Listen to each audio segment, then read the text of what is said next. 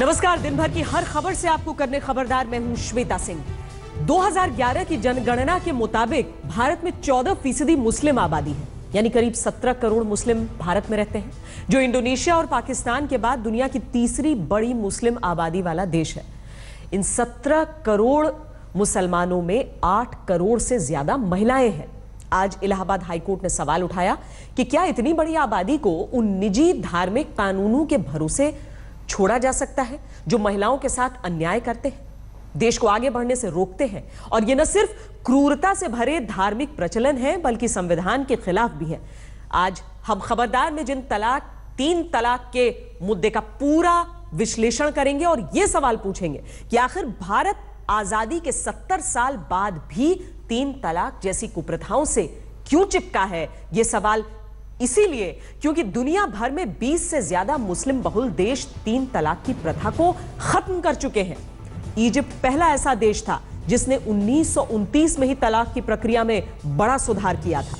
Tunisia ने 1956 में यह कानून बना दिया था कि पति एक तरफा पत्नी को तलाक नहीं दे सकता है।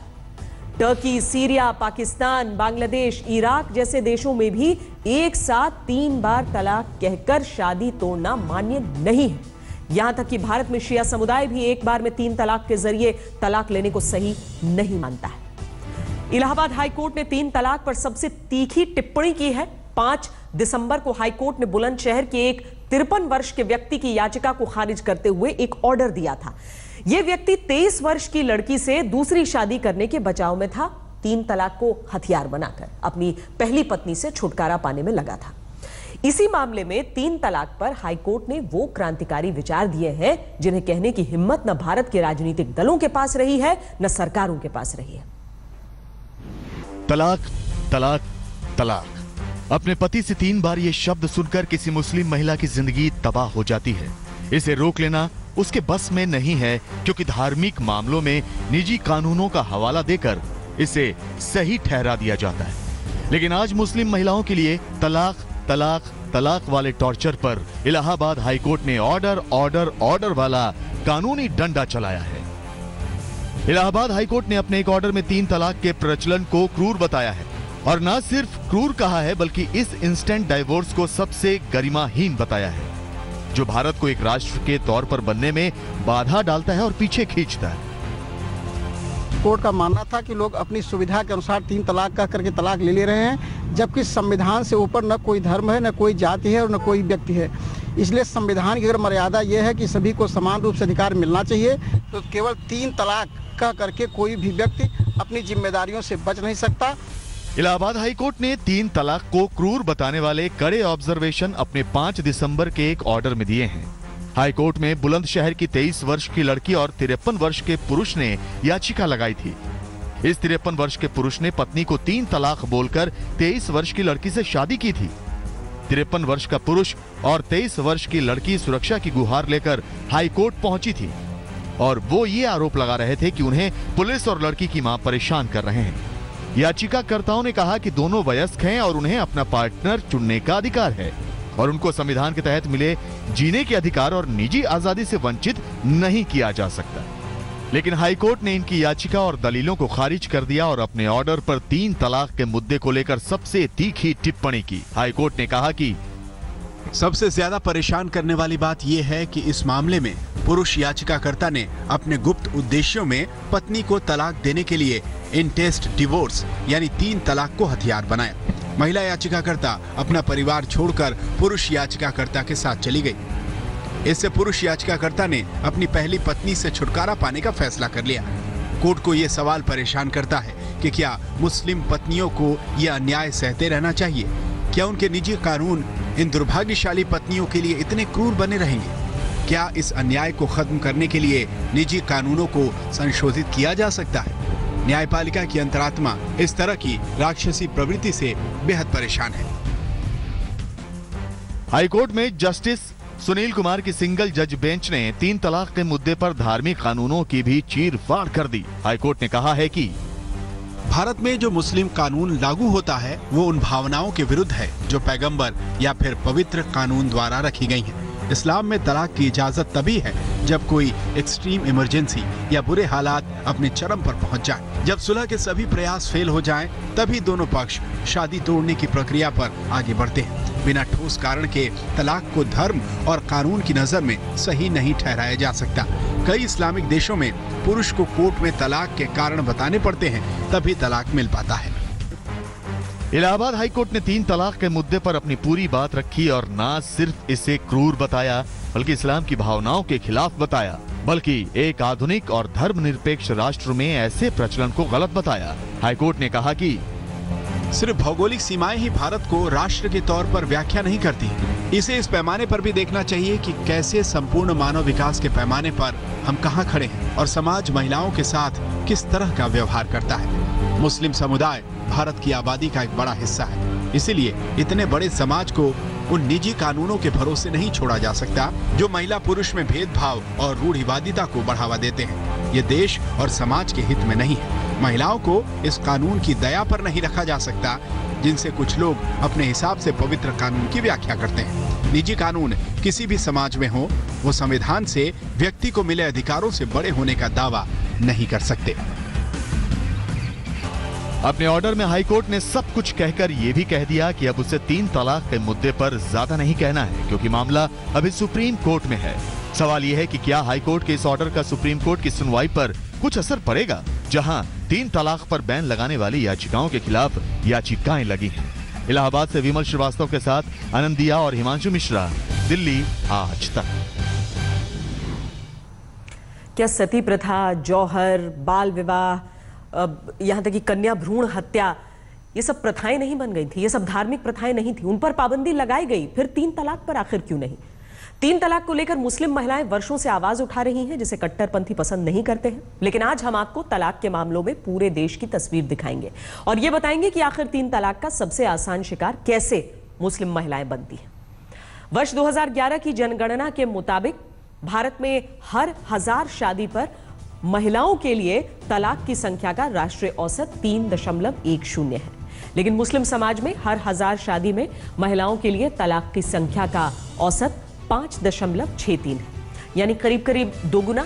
जबकि हिंदू समाज में हर 1000 शादी में तलाक की संख्या 2.60 है, जो राष्ट्रीय औसत से कम है। ऐसे आंकड़े शायद इसीलिए दिख रहे हैं कि मुस्लिम पुरुष मुस्लिम महिलाओं के मुकाबले बहुत आसानी से तलाक दे देते हैं। 3 तलाक बोलकर शादी खत्म कर लेने से ज्यादा आसान आखिर क्या होगा? वैसे तो हर धर्म के समाज में महिलाएं ज्यादा तलाक का शिकार बनती हैं, लेकिन मुस्लिम महिलाओं के लिए तलाक की दर दूसरे धर्मों के मुकाबले बहुत ज्यादा है। मुस्लिम समाज में महिलाओं के तलाक की दर पुरुषों के मुकाबले 3.5 गुना ज्यादा है, जबकि हिंदू समाज में महिलाओं के तलाक की दर पुरुषों के मुकाबले 1.7 गुना ज्यादा है। बौद्ध समाज में 2.2 गुना ज्यादा, ईसाई समाज में 1.9 गुना ज्यादा तलाक महिलाओं के होते हैं। तलाक के मामले पुरुषों के लिए कम होने का मतलब यही है कि सामान्य तौर पर पुरुष तलाक के बाद ज्यादा तेजी से दोबारा शादी कर लेते हैं और ज्यादा दिन तक तलाकशुदा नहीं रहते हैं, जबकि महिलाओं के लिए दोबारा शादी करना बहुत मुश्किल हो जाता है। 2011 की जनगणना के मुताबिक भारत में 13,20,000 तलाकशुदा लोग हैं। इसमें 68% यानी करीब 9 लाख महिलाएं हैं और सिर्फ 4.5 लाख पुरुष हैं। इसमें मुस्लिम पुरुष सिर्फ 57,000 हैं, जबकि मुस्लिम महिलाएं 2,12,000।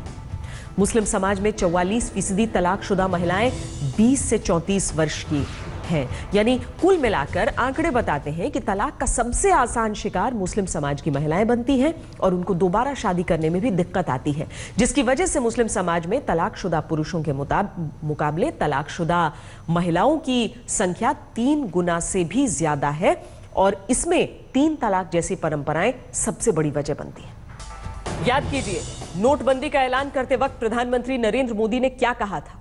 उन्होंने 4 बातें कही थी। नोटबंदी से भ्रष्टाचार खत्म होगा, काला धन रद्दी हो जाएगा, नकली नोट बंद हो जाएंगे और आतंकवाद की रीढ़ टूट जाएगी। लेकिन नोटबंदी के 30 दिन बाद इन दावों का क्या हुआ, यह हम आपको आगे बताएंगे। सबसे महत्वपूर्ण चीज जो नोटबंदी की वजह से हुई है वो ये कि इंडिया कैशलेस होना सीखने लगा है और आज नोटबंदी के 30 दिन पूरे होने के मौके पर वित्त मंत्री अरुण जेटली ने कैशलेस पेमेंट को प्रमोट करने के लिए लोगों को डिस्काउंट ऑफर किए। ये डिस्काउंट इस प्रकार है: पेट्रोल पंप्स पर तेल भराने के बाद डिजिटल पेमेंट करने पर 0.5% यानी 0.75% का डिस्काउंट मिलेगा। नेशनल हाईवे पर डिजिटल तरीके से टोल चुकाने पर 10% की छूट दी जाएगी। ऑनलाइन रेल टिकट अगर आप बुक कराते हैं तो 10 लाख का फ्री एक्सीडेंटल इंश्योरेंस आपको मिलेगा। रेलवे में मंथली पास, लोकल ट्रेन पास के लिए डिजिटल पेमेंट अगर आप करते हैं तो 0.5% की छूट मिलेगी। इसकी शुरुआत मुंबई लोकल से होगी। रेलवे के रिटायरिंग रूम और केटरिंग जैसी सुविधाओं के लिए डिजिटल पेमेंट करने पर 5% का डिस्काउंट मिलेगा। सरकारी इंश्योरेंस कंपनियों से ऑनलाइन इंश्योरेंस अगर आप लेते हैं, जनरल इंश्योरेंस पर 10%, लाइफ इंश्योरेंस पर 8% का डिस्काउंट मिलेगा। इसके अलावा 2,000 रुपए तक के जितने भी डिजिटल ट्रांजैक्शंस हैं उन पर सर्विस टैक्स लागू नहीं होगा। 10,000 से ज्यादा आबादी वाले 1 लाख गांव में पॉइंट ऑफ सेल मशीनें मुफ्त दी जाएंगी, जिन्हें आम बोलचाल की भाषा में कार्ड स्वाइप मशीन भी कहा जाता है। नाबार्ड के जरिए ग्रामीण और सहकारी बैंकों के किसान क्रेडिट कार्ड धारक 4,32,00,000 किसानों को किसान रुपए कार्ड दिया जाएगा। डिजिटल पेमेंट को प्रमोट करने के लिए डिस्काउंट ऑफर्स की भरमार करके केंद्र सरकार ने जता दिया है कि नोटबंदी को लागू करते वक्त जो अंदाजा लगाया गया था वो भले ही गलत साबित हो गया हो, लेकिन नोटबंदी के जरिए सरकार डिजिटल इंडिया के सपने को पूरा करने का कोई मौका हाथ से जाने नहीं देना चाहती। लेकिन इसमें वक्त लगेगा। फिलहाल तो हालात ये हैं कि नोटबंदी के 30 दिन बाद भी देश के बैंक और एटीएम पर लोग कतार में हैं।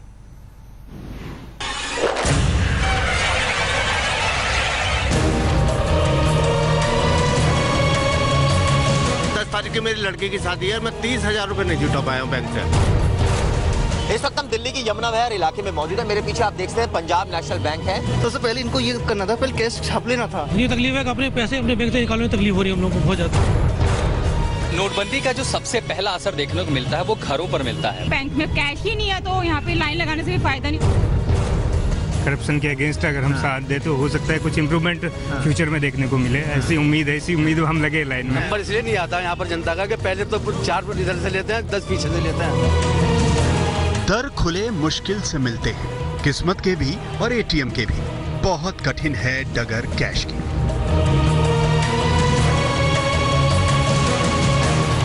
खुद को गालिब समझने वाले लोग एटीएम की लंबी लाइन में खड़े खड़े मन ही मन ऐसी ही लाइनें गुनगुना रहे होंगे। आज 1 महीना हो गया नोटबंदी के बाद देश कतार में है। बैंकों और एटीएम के सामने लंबी लाइनें हैं, कहीं थोड़ी कम और कहीं पूरे शबाब पर। जहां लाइन न दिखे समझ लीजिए कैश नहीं है। 30 दिनों में बहुत बुरा हाल है जी। पैसे की बड़ी किल्लत है, घर में खाने को नहीं है, कैश नहीं है, बस ये दिक्कत है। कैश मिल जाए तो कोई दिक्कत नहीं है। कैश और उसका इश्क ऐसे ही नहीं मिलता। हाँ, उसका इश्क तो कई बार आसानी से मिल भी जाता है। नोटबंदी के 30 दिन बीत गए। काले धन वाले रोए या नहीं पता नहीं, पर सफेद धन वालों की शामत आ गई। हर कोई एटीएम की तरफ हसरत भरी निगाह से देख रहा है। जिनके हाथ लग गए वो खुद को भाग्यशाली मानते हैं। जिन्हें नोट नहीं मिल पाते वो नाकाम आशिक की तरह खाली हाथ रह जाते हैं। इस वक्त हम दिल्ली की यमुना विहार इलाके में मौजूद है। मेरे पीछे आप देख सकते हैं पंजाब नेशनल बैंक है। यहाँ पर आप सुबह से ही देख सकते हैं तकरीबन 9 बजे और आप देख सकते हैं लाइनें लगना शुरू हुई और तमाम लोग जो है परेशान हैं। कई ऐसे भी लोग हैं जो सेटिस्फाइड है सरकार की मूव से। लोगों से बात करते हैं, जानने की कोशिश करते हैं। कब से खड़े हो आप यहाँ बताओ? मैं यहाँ रात के 11 बजे से खड़ा हूँ। कौन से बैंक में आपका अकाउंट है? इसी में है पंजाब नेशनल बैंक। तो क्या प्रॉब्लम क्या हो रही है? प्रॉब्लम ये हो रही है, कई दिन से आते हैं, पैसा नहीं मिलता। नंबर इसलिए नहीं आता यहाँ पर जनता का कि पहले तो 4 इधर से लेते हैं, 10 पीछे से लेते हैं। अच्छा, मतलब बैंक अधिकारियों का काम ज्यादा करते हैं। तो बैंक धांधली कर रहे हैं। बैंक धांधलेबाजी करता है सीधे। अब जब कैश आने लंबा था, कैश खत्म हो गया, सर्वर डाउन हो गया। यह है दिल्ली के दिल कनॉट प्लेस का ICICI बैंक। बैंक की टैगलाइन है ख्याल आपका। लेकिन जब से देश में नोटबंदी का दौर शुरू हुआ है तब से ये बैंक भी अपने ग्राहकों से बिन बुलाए बारातियों की तरह बर्ताव कर रहा है। 8 नवंबर से लेकर के 8 दिसंबर नोटबंदी के इस फैसले ने 1 महीने के सफर को पूरा कर लिया है।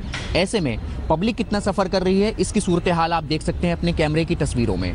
पीछे तक की ये लंबी कतार है। सिरों की संख्या में जैसे जैसे घड़ी की सुइयां आगे बढ़ रही हैं वैसे वैसे लगातार इजाफा हो रहा है। ऐसे में कोहरा ऊपर है और कैश जेब में नहीं है। सुधार तो होना चाहिए, लाइन वैसा ही है, भीड़ वैसा ही है, दिक्कतें वही सही हो रही है। हाँ, दिक्कतें हो रही हैं, उससे कोई परेशानी नहीं है, लेकिन दिक्कत तो उठानी पड़ेगी। लाइन में तो लगना पड़ेगा।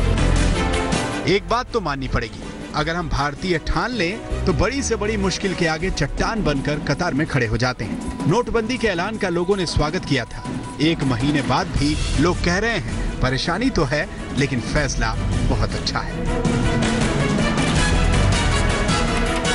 देख सकते हैं कि मैं ICICI बैंक परेल जो है वहाँ पे खड़ा हूँ। यहाँ पे आज भी कतार है क्योंकि यहाँ का जो ATM है बैंक का वो पिछले 4 दिनों से बंद है। यहाँ पे 4 दिनों से कैश नहीं आई, ऐसा लोगों का कहना है।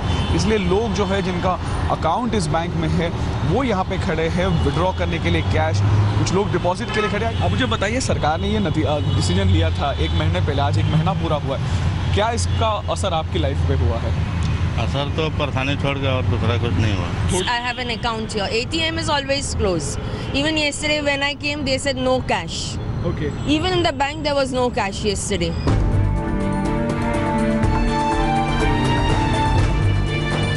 पूरे देश की तरह पुणे में बैंकों के ATM ऐसे चालू रिश्तेदारों की तरह बर्ताव कर रहे हैं जो आपके आने की खबर मिलते ही घर पर ताला लगाकर घूमने निकल जाते हैं, ताकि जब आप आएं तो कैश नहीं है का बोर्ड देखें और कुढ़ते हुए कैश की तलाश में अगले ATM की राह पर बढ़ जाएं। फिलहाल पुणे के सिंध कॉलोनी के बैंक में आया हूँ। बैंक ऑफ महाराष्ट्र है और यहाँ पे लोगों की कतारें लगना शुरू हो गई है। मैं ना 1 महीने से इधर आके पैसा निकालने सोच रहा, मगर पैसा ATM में नहीं है और वो 1 महीने से ATM बंद है। गवर्नमेंट ने ऑलमोस्ट उसने बताया था कि 1 तारीख से चालू होगा रूटीन कैश मशीन में, तो अभी तक वो चालू नहीं है और अभी भी आप देख रहे हो क्या ATM बंद ही रहता है करके।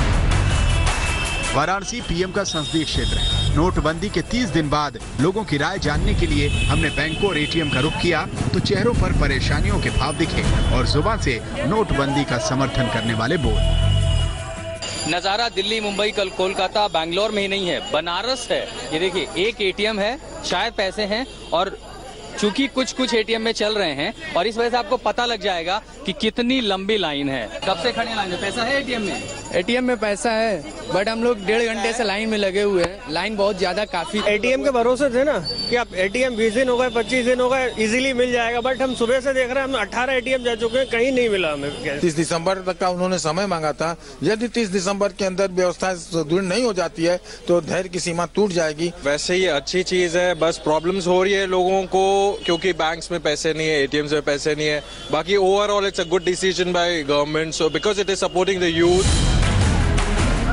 देश के 2 लाख से ज्यादा ATM और बैंक नोटबंदी के दौर में कैशार्थियों के लिए मंदिर मस्जिद सरीखे हो गए हैं, लेकिन बैंकों और ATM के दर पर मत्था टेकने वाले लोगों को इसका फायदा कब मिलेगा, कितना फायदा मिलेगा और क्या फायदा मिलेगा, सच ये है कि अभी किसी को कुछ नहीं मालूम। शायद इसीलिए उत्तर प्रदेश के लखीमपुर खीरी में नोटबंदी के विरोध में लोगों का हुजूम उमड़ पड़ा। आज तक ब्यूरो।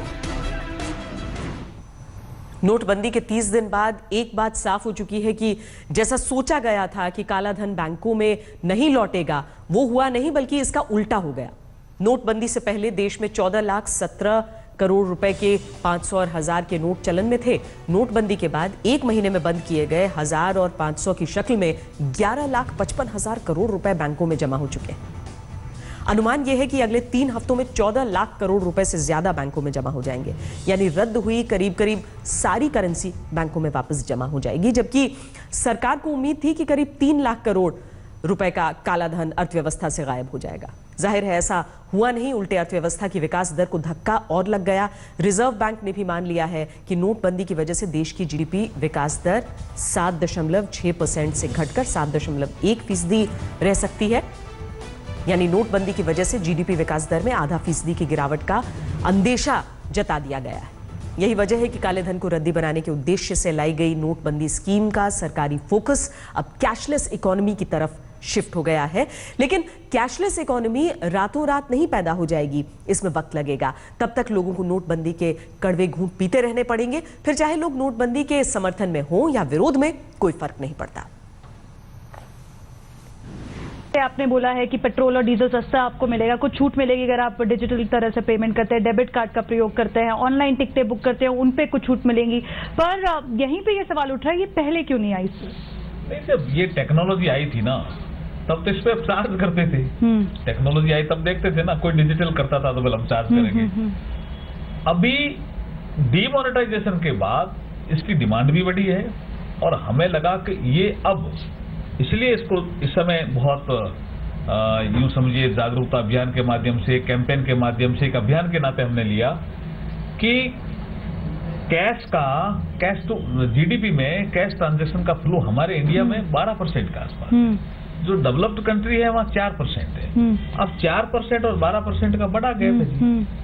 तो अब हम WTO एरा में जी रहे हैं तो ये गैप तो कम करना पड़ेगा ना। मेरा कहने का मतलब ये है मंत्री जी कि देखिए 86% है जो कैश हमारी इकोनॉमी के अंदर है, और जब ये सोचा गया था कि हम नोटबंदी लाएंगे तो उस वक्त ये सारी स्कीमें क्यों नहीं तैयार थी? मतलब कहाँ हमसे ऐसे चूक हो गई कि अब कम से कम 30 ऐसी जो है सर्कुलर आ चुके हैं RBI की तरफ से, गवर्नमेंट की तरफ से, जो कि बार बार बता रहे हैं कि कभी कोई कमी रह गई है, कभी कोई कमी रह गई, तो पहले क्यों नहीं सोचा गया? नहीं, चूक कहीं नहीं रही। ये हम जो सुधार कर रहे हैं वो पब्लिक से जो फीडबैक आ रहा है उससे कर रहे हैं। करना भी चाहिए ना, करना भी चाहिए। अगर पब्लिक से फीडबैक आ रहा है कि इसमें आप ऐसा सुधार करिए ठीक होगा, ऐसा सुधार, वो कर रहे हैं। इसका मतलब दोनों कान खुले रख करके हम निर्णय कर रहे हैं। इसका मतलब हमारे घमंड तो नहीं है ना, हमारा कोई अभिमान तो नहीं है ना, हमारा कोई अहंकार तो नहीं ना, पब्लिक से सुन रहे हैं फिर फैसले कर रहे हैं। राहुल गांधी कह रहे हैं कि ये तो आप जो है प्राइवेट कंपनियों को लाभ दे रहे हैं, पेटीएम का मतलब अब पेटू मोदी हो गया है, जितनी भी ई-वॉलेट कंपनी है उनको लाभ देने वाली बात है। देखिए राहुल गांधी जी मुझे लगता है काफी दिनों से कंट्राडिक्टरी बोल रहे हैं। कभी उन्होंने कहा कि अरुण जेटली जी को भी इस फैसले का पता नहीं था, और भारतीय जनता पार्टी के कुछ जिलाध्यक्ष थे उनको पता था। ये कैसा कंट्राडिक्टरी बयान उन्होंने दिया मेरे समझ में नहीं आया। ऐसा ही ये कंट्राडिक्टरी बयान है, ये धरातल पे सही नहीं है। अगर ऐसा होता ना तो पब्लिक हमारे खिलाफ खड़ी हो जाती। मैं राहुल गांधी जी को समझाना चाहता हूं कि वो पब्लिक में जाके देखें। बंगाल में जहां ममता जी ने खूब कोशिश की लेकिन पब्लिक ने कहा नो, इस मुद्दे पर हम आपके साथ नहीं, हम मोदी जी के साथ। पर अभी यूपी और पंजाब के चुनाव आने वाले हैं, ये भी उठा गया है सवाल की टाइमिंग को हिसाब देखते हुए रखा गया है। आज जो अनाउंसमेंट हुई है बल्कि कि सारी पॉलिटिकल फंडिंग जो है वो भी डिजिटल होनी चाहिए, तो यहाँ पे बड़ा बदलाव देखा जाएगा। देखिए जब कोई नेता राजनीतिक स्वार्थ से कोई निर्णय लेता है तो पब्लिक उसके खिलाफ हो जाती है। 52 से लेकर के ऐसे कुछ निर्णय हैं जो मैं गिना सकता हूं, जो निर्णय अच्छे थे लेकिन आंदोलन हुए, लोगों ने आत्मदाह किया। ऐसा यहां महीना भर हो गया। इसका मतलब ये राजनीतिक स्वार्थ से लिया गया निर्णय नहीं है।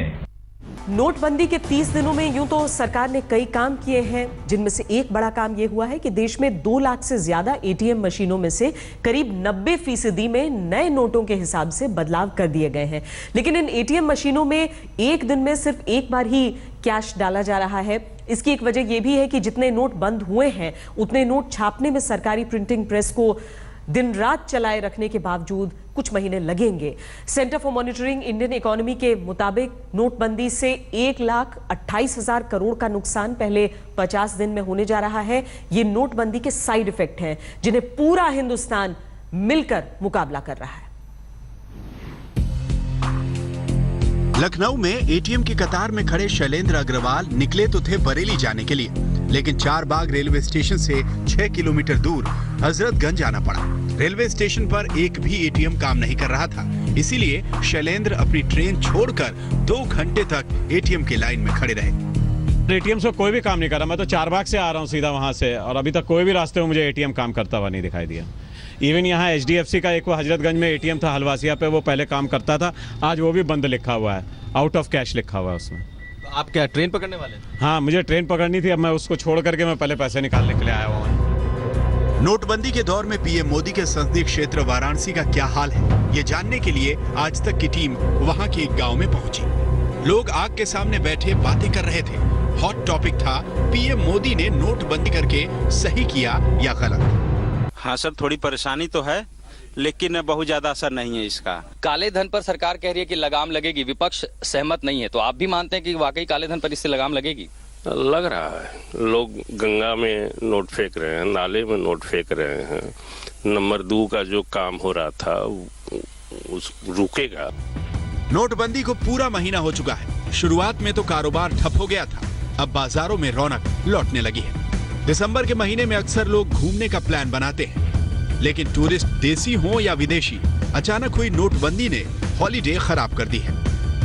होटल बजट हो या फिर लग्जरी, सभी को टूरिस्ट का इंतजार है। नोटबंदी के बाद होटल कारोबारियों का करीब 50% काम ठप पड़ा हुआ है। ऐसे में जहां एक तरफ होटल कारोबारी निराश हैं, तो वहीं दूसरी तरफ टूरिस्ट भी लो बजट होटल के चक्कर लगा रहे हैं, क्योंकि नोटबंदी से कहीं ना कहीं कैश क्रंच का सामना उन्हें करना पड़ रहा है। जब से नवंबर 8 का इश्यू हुआ है, उसके बाद पैनिक तो फैला ही, आप लोग सबको मालूम है कि ये देखिए कि लास्ट 1 महीने से ज़्यादा होने वाला है, 1 महीने के करीब, तो हमारा ऑक्यूपेंसी बिल्कुल 20% रह गया। एक्चुअली प्लान किया था, हॉलीडे वेकेशन प्लान किया था फैमिली के साथ, बट इस डिमोनेटाइजेशन की वजह से, क्रैश क्रंच की वजह से हम लोग नहीं जा पा रहे हैं। नोटबंदी से काला धन बाहर आएगा या नहीं, आएगा तो कितना आएगा, ये बातें तो बात की हैं। अभी तो लोग इस चिंता में घुले जा रहे हैं कि घर का खर्च कैसे चलेगा। हालांकि नोटबंदी का एक फायदा हुआ है, रेहड़ी पटरी पर चाय बेचने वाले भी अब डिजिटल हो गए हैं। वडोदरा के किरण माहिड़ा नोटबंदी के बाद हाईटेक हो गए हैं। ई पेमेंट से उनकी कैश वाली किल्लत कुछ कम हुई है। आज 2000 के नोट के लिए छुट्टे मिलते नहीं है। छुट्टे के लिए ग्राहक वापस चला जाए और न हो, इसके लिए हमने पेटीएम का कैशलेस रखा है, तो कोई 5 रुपये, 10 रुपये, 15 रुपये कैशलेस करके हमारे वहाँ चाय पी सके, इसके लिए मैंने नरेंद्र मोदी का सपोर्ट करते हुए मैंने कैशलेस सिस्टम चालू की है। लखनऊ के बारादरी इलाके में लगे सिल्क मेले की रौनक देखते ही बनती है। नोटबंदी के दौर में ये हैरान कर देने वाली बात है। यहाँ खरीदारी पर थोड़ा असर जरूर पड़ा है, लेकिन कैशलेस कारोबार 300 गुना बढ़ गया है। एक काउंटर पर 4 कार्ड स्वाइप मशीनें लगी हैं। हर किसी के हाथ में प्लास्टिक मनी चमक रही है। क्रेडिट कार्ड का उपयोग पहले भी लोग करते रहे हैं, लेकिन इस साल ये एग्जीबिशंस में सेल भी काफ़ी बढ़ी है और क्रेडिट कार्ड के द्वारा काफ़ी सेल लोगों ने किया है। 500 रुपये और 1000 रुपये के करेंसी नोट लीगल टेंडर नहीं रहेंगे। 8 नवंबर को नोटबंदी का ऐलान करते हुए पीएम मोदी ने कहा था, इससे सारा काला धन बाहर आ जाएगा। हालांकि ऐसा दिख नहीं रहा, लेकिन जब लोगों को कैश की चिंता से छुटकारा मिलेगा, तभी तो वो काले धन के बारे में सवाल पूछेंगे। आज तक ब्यूरो। पीएम मोदी ने कहा था कि देश बस 50 दिन तकलीफ सहे, उसके बाद लोगों को उनकी तकलीफों का मीठा फल मिलेगा। 30 दिन निकल गए, 20 दिन बाद क्या हालात पहले की तरह नॉर्मल हो जाएंगे? क्या 30 दिसंबर को इस बात का जवाब मिल जाएगा कि नोटबंदी से क्या हासिल हुआ और हुआ तो कितना? हमने नोटबंदी के 30 दिनों का फ्लैशबैक आपको दिखाया। हम आगे भी आपको नोटबंदी से जुड़े अपडेट और देश के मूड के बारे में बताते रहेंगे। खबरदार में आज के लिए इतना ही। देश और दुनिया की बाकी खबरों के लिए आप देखते रहिए आज तक।